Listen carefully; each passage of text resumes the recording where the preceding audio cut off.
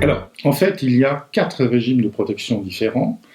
Le premier, c'est ce qu'on appelle la sauvegarde de justice, qui est généralement assortie d'un mandat spécial.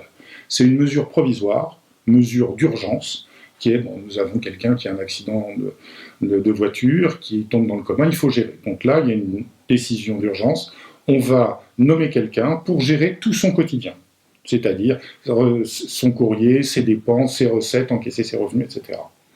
Après, dans le cadre des mesures définitives, vous avez la curatelle simple. Curatelle simple, le majeur gère son quotidien comme il l'entend. Par contre, pour les actes importants, qu'on appelle actes de disposition, il faut l'accord du majeur et du représentant légal.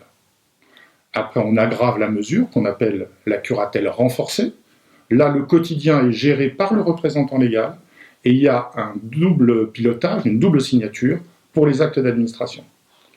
Et la quatrième mesure, qui est la plus, je dirais, la plus renforcée, c'est la tutelle, où là, le majeur est déchu de pratiquement tous ses droits, tous ses pouvoirs, même dans certains cas également de son droit de vote.